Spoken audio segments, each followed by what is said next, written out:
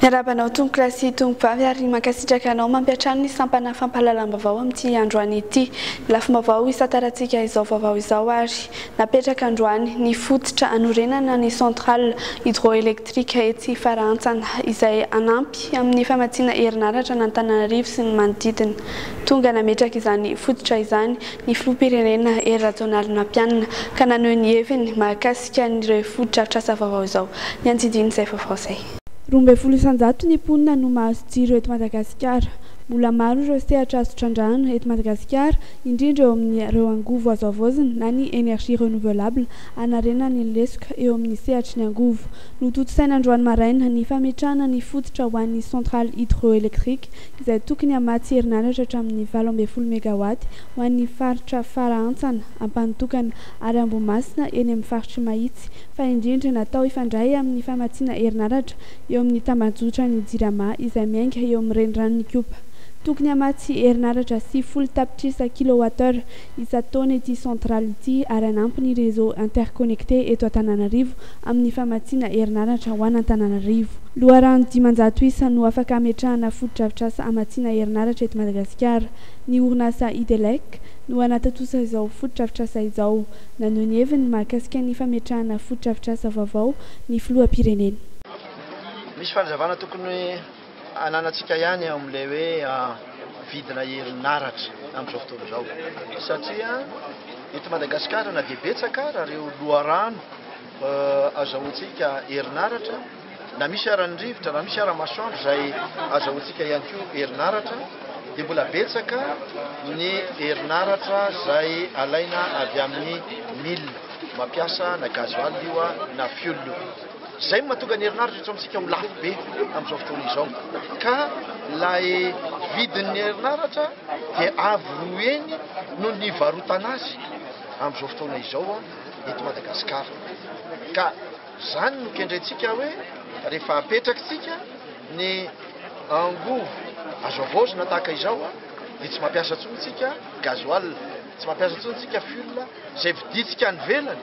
Raha ny angovo azo avoazina dia efa misy ireo tombontsoa maro samihafa azo eo amin'ny lafiny hetra sy ny famerenana ny volalany amin'ny resaka famatsim-bola.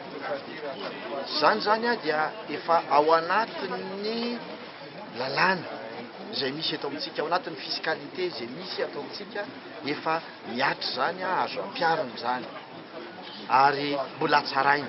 Zay zany le mbola azo atsaraina ny zavatra rehetrarehetra fa efa misy aloha zany raha eo amin'ny lafiny angovo azo avoazina no heverina. Tombony antsika malagasy ny fametrahana izao fotodrafitrasa izao ary taratry ny fahatokisan'ireo mpamatsy vola vahiny ny fametrahana izany sy ny famatsim-bola anatanterahana izao tetikasa izao. Mazava-dehibe n'izy ity dia izao ilazana hoe mitohy ny asa ary izao fotodrafitrasa izao dia tafiditra amin'ny fanohizana ilay fametrahana fotodrafitrasa maharitra amin'ny alalan'ny angovo azo avoazina ary amin'ny angovo izay maharitra. Izay ny zava-dehibe satria ilaina ny angovo, fanamafisana izao fa ilaina ny angovo amin'ny fampandrosoana ny firenena, fampandrosoana ara-toekarena, fampandrosoana ara-tsosialy, nefa dia misy zavatra maro samihafa no tombontsoa azo amin'ny fisian'ny angovo na dia fanjifa-lemana fotsiny aza dia heverina fa efa zava-dehibe hitany amin'ireo tany izay sy ny faritra izay misy ny angovo zany. Zava-dehibe faharoa izay tiako marihana dia ny hoe izao fotodrafitrasa izao dia ny sehatra tsy miakina no manatanteraka azy ary mpamatsy vola sehatra tsy miakina avy any velany no manatanteraka an'izao fotodrafitrasa izao. Midika izany fa misy fatokisana eo amin'izay famarina toerany tontolon'ny fandraharahana. Mbola misy ny lesoka ekeny zany fa efa tsinjo ihany kosa ny fivoarana eo amin'izany tontolo izany ka tokony ary hijery amin'izay isika sy izay tsy mety madinidinika any foana no horesahana fa zay foto-kevitra lehibe irosoana miaraka amin'ny fampandrosoana heverika fa zay ny zavatra lehibe. Ary androany dia manentana ireo sehatra tsy miakina malagasy eto atoerana mba hiara-mientana mba hampiasa vola amin'izany fametrahana ny fotodrafitrasa amin'ny angovo azo avoazina izany satria azo atao zao zavatra izao. Fahatelo farany dia hoe rehefa misy le finiavana dia azo atao ny zavatra rehetrarehetra amin'izao endrika hitantsika zao dia afaka heritaona sy tapany raha ela dia hitsangana ny vita izao fotodrafitrasa izao.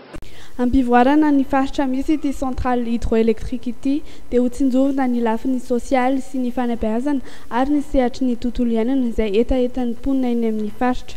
Ny fanamboarana ny tetezana no isan'ny lara-panomena ho an'ny mponina eny amin'ity faritra ity. Lafim-baovao hafa kosa indray mankalaza ny 70 taona ny vondrona tanora kristianina na ny YMCA. Misy ny hetsika fampiratiana sy varotra tanterahany ireto tanora nampiany ity fikambanana ity. Izany dia nototosaina tetsy amin'ny tokotanin'ny gara Sorano nanomboka androany ka tsy farana ratsy ny asabotsy ho avy izao.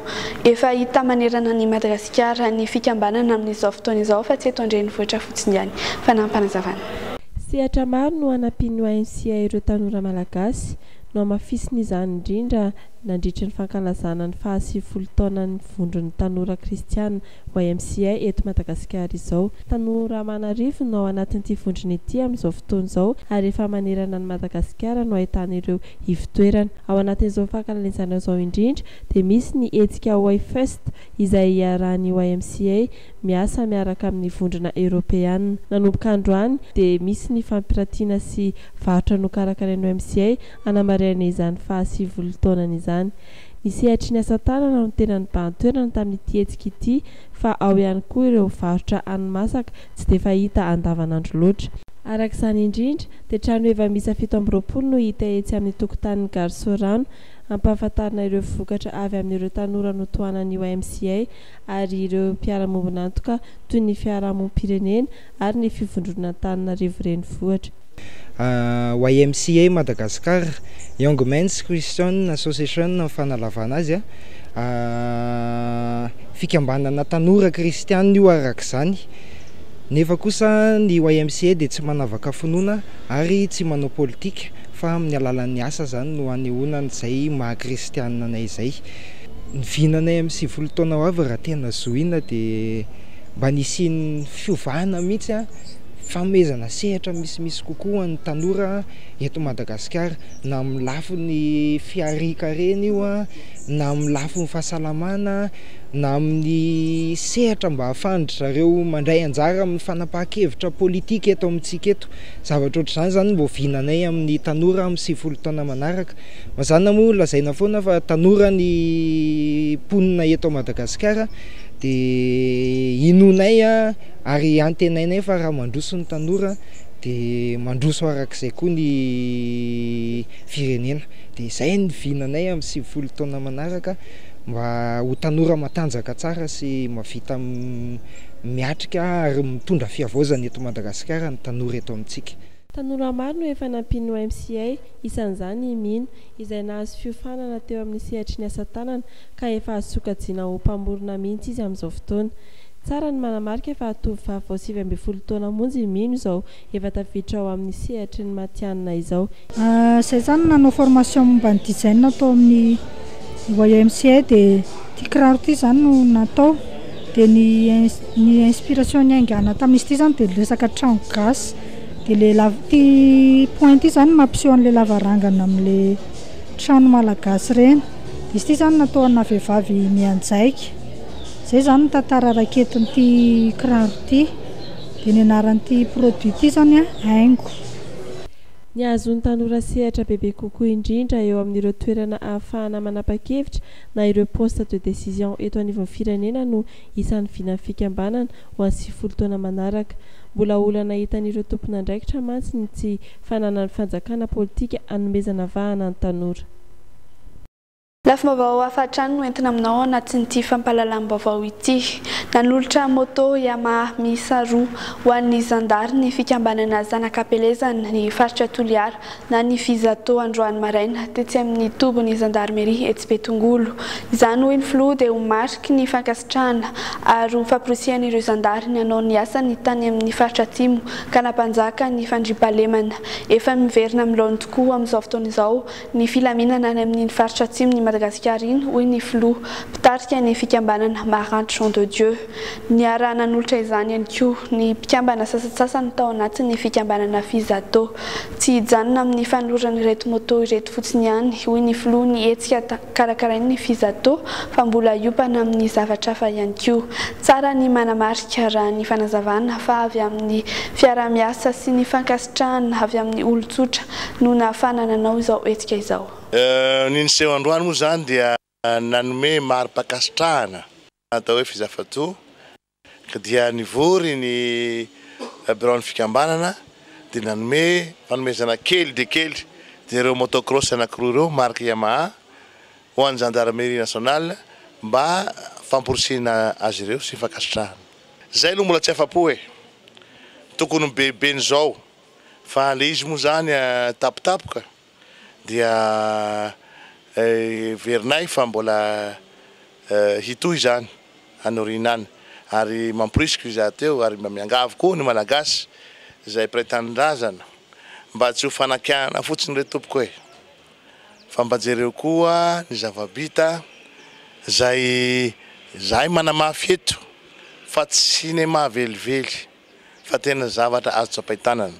Vatatenako zao dia tany Amboasary Sud niaraka tamin'ny Prime Ministre nahita an'izany zavatra zany ary mino sy manantena zahay fa andro fahalemana amin'izay i Madagasikara indrindrandrindra iny faritra atsimo iny.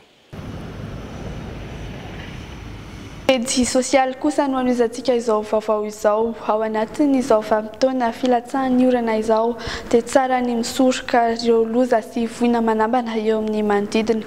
Ho an'Antananarivo renivohitra dia efa miroso amin'ny fitarafana sy fanalana ireo rehetra mety hitera-doza eto amin'ny faritra Antananarivo renivohitra sy ny manodidina ny eo amin'ny sampana mpamonjy voina. Tsara ny mampafantatra fa maimaimpoana ny asa tanterahany ireto mpamonjy voina ireto. Manentana antsika malagasy rehetra izy ireo amin'ny fiara-miasa indrindra ny amin'ny mponina Antananarivo renivohitra mba ahafahan'ny sampandrara manatanteraka ny asany amin'ny atsakany sy andavany fanampanizavana. Asa ifafanao ny tompon'andraikitra isan-taona ny fanaraha-maso ireo hazo sy ireo trano na rindrina mety hiotsaka amin'ny fotoana fiavian'ny orana toy izao. Efa miezaka manara-maso sy misoroka ireo loza mety anambana rehetra amin'izao fotoana mpahavaratra izao ny eo anivon'ny sampana mpamonjy voina eto amin'ny faritra Antananarivo renivohitra sy ny manodidina. Efa taonany maro avokoa mantsy ireo hazo manodidina Antananarivo ka tsy maintsy arahi-maso mba tsy hisiany loza indrindra amin'ny fotoam-pahavaratra toy izao. Misy ny sampandrara misahana izany eo anivon'ny mpamonjy voina. Tsy andoavam-bola ary efa vonona raha toa ka misy ny loza miseho tampoka ny eo anivon'ity sampandrara ity. Azon'ny olon-tsotra atao ihany koa ny manao fangatahana eo anivon'ny sampandrara mpamonjy voina raha toa misy ny hazo na ny rindrina tiana hoe sorona ho fisorohana ny loza mety hitranga. Ao anatin'izao fotoam-pahavaratra zao moa zany ato amin'ny sampana mpamonjy voina efa misy an'ilay antsoina hoe ORSEC na organisation de secours.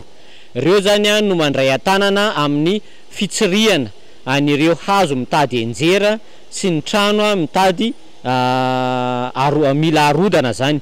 Dia ny fandraisana andraikitra zany dia mampiomana sady amin'ny tompon'ilay hazo na ny tompon'ilay trano hoe tokony ho harodana na tokony ho azera ilay hazo. Ao anatin'izany moa zany efa misy ny mpamonjy voina izay efa natokana hiditra tsehatra na le hoe corvée zany section de corvée zany miandry raharaha eto amin'ny toby ao anatin'izay fotoam-pahavaratra zay. Sakana tsy ahafahan'izy ireto manatanteraka ny asany amin'ny mampamonjy voina azy ireto ka tsy ahatratrara ny ara-potoana mba hisoroana ny loza matetika ny fifamoivoizana sy ny tsy fahatomombana ny fiara-miasa. Tsy afaka ny ampiasa ny fiara ho an'ny mponina eto an-drenivohitra araka ny tokony ho izy amin'izay lafy ny fifamoivoizana izay hatrany ny sampana mpamonjy voina. Eo ihany koa ireo olona te hafantatra fotsiny ny zava-miseho ka mitangorona eny amin'ireo faritra hitrangany loza izay manelingelina ny fanatanteran'ireo mpamonjy voina ny asa aman-draharaha aniny. Iray minitra monja no manan'ireto mpamonjy voina ireto eo amin'ny tontolo ity rehefa misy voina ovonjena ka any an-tanànantsika mponina Antananarivo renivohitra ny fanajana sy ny fiara-miasa amin'ireto mpamonjy voina ireto. Sehatra ny finoana kosa indray noasain'ny fiangonana evangelika Shaina eto Madagasikara i Dag Howard Mills mpitory filazantsara ary manampahaizana eo amin'ny sehatra ny fitantanana na ny leadership anatrika sy andray anjara ao anatin'ny croisade izay tanterahana etsy amin'ny lapan'ny kolotsaina sy ny fanatanjahantena etsy Mahamasina ny Zoma sy ny asabotsy ho avy izao ity mpitory filazantsara ity isy araka izany famelabelara-kevitra ataony ity pastera vahiny ity. Firenena enina amby mpolo maneran-tany no ahitana ny fiangonana iraisam-pirenena afara ahatra ny fiangonana miisa 500 no voaiza mizara ny finoana sy ny filazantsara hoentin'ny Dag Howard Mills. Ao anatin'ny fanantanterahana ny croisade karakarain'ny fiangonana evangelika Shaina dia nasaina ity olo-manam-boninahitra ity amelabela-kevitra mandritra ny izany croisade izany ny Zoma 20 sy ny asabotsy 20 ny volana novambra ho avy izao ka amin'ny 2 ora sy sasany tolakandro no anaovana izany hetsika izany etsy amin'ny lapan'ny fanatanjahantena sy ny kolotsaina Mahamasina. Androany dia te resaka manokana izay ampahafantatra ny vahoaka n'Antananarivo sy Madagasikara mikasika ny amin'ny croisade lehibe mandritra ny 3 andro izay karakarain'ny fiangonana Shaina etsy amin'ny Palais de Sport Mahamasina. Izy io dia iarahana amin'ny Bishop Dag Howard Mills sy iarahana ihany koa amin'ny fiangonana evangelika Shaina. Ity croisade ity moa natao dia ho fitoriana filazantsara, fotoana famonjena, fanasitranana, fanafahana izay natokana ho an'ny vahoaka malagasy rehetra manerana Madagasikara. Ka dia natao ity fotoana ity isan'ny faniriana mpitory filazantsara sy ny mpitondra fiangonana rehetra mba hisiany fifohazam-panahy eto Madagasikara mba hahatonga ny olona rehetra hitodika amin'Andriamanitra satria izay no isan'ny vahaolana lehibe anankiray amin'ny fiainan'ny zanak'olombelona amin'izao krizy izao sy amin'izao andro ianantsika izao. Dia Bishop Dag Howard Mills moa no nasain'ny fiangonana Shaina izay efa teto ihany izy tamin'ny taona 2014. Nareo mpanao gazety nahita an'izany marobe ny vahoaka tonga nanatrika tao amin'ny Palais de Sport tamin'izany ary nisy mihitsy aza ny teny ivelany fa tsy tafiditra tao anatiny. Marobe ny olona nanolo tena satria izay ny fahagagana lehibe indrindra. Matetika mantsy ny olona rehefa manontany hoe inona ny fahagagana hitranga aminay mpitory filazantsara ny fahagagana lehibe indrindra dia tsy misy mihoatra ny hoe ny fiovam-pon'ny olona anankiray satria tsy misy olombelona na hery afaka mahovany fon'ny olona akoatra n'Andriamanitra irery ihany.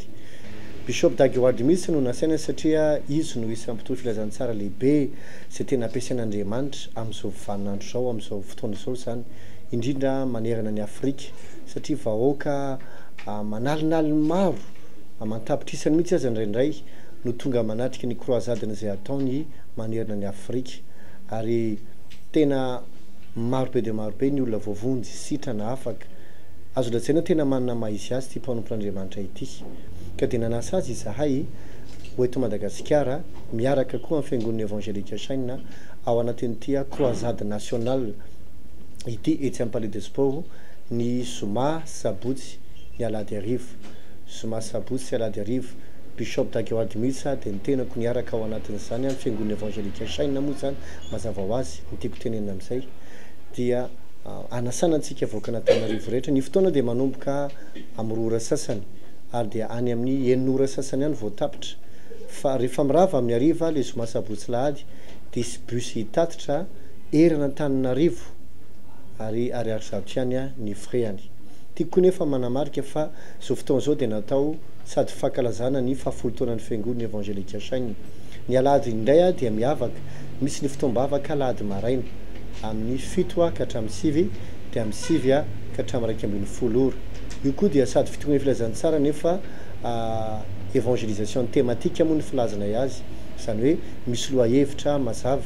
Lohahevitra anankiray ilay avidirana voalohany dia hoe fananganana ny efarava ary faharoa dia hoe fahasoavana entina manangan-javatra. Efa nandalo teto Madagasikara i Dag Howard Mills tamin'ny taona 2014 ary naresy lahatra ny maro ny vela-kevitra nataony. Isan'ireo tetikasa no tanterahany Dag Howard Mills ihany koa ny leadership international izay fandarana asa entina hanampiana ireo sekoly ambaratonga faharoa mba hanentanana ireo tanora hanampiana ireo olona sahirana. Tafiditra ao anatin'ny fankalazana ny 10 taona ny fiangonana evangelika Shaina izao hetsika izao. Iny fanazitiny ihany koa tompo lasy tompo vafy ny fandaozantsika ao anatin'izao fotoana ny fampalalam-baovao izao mametraka ny veloma mantra-pitafa aminao indray.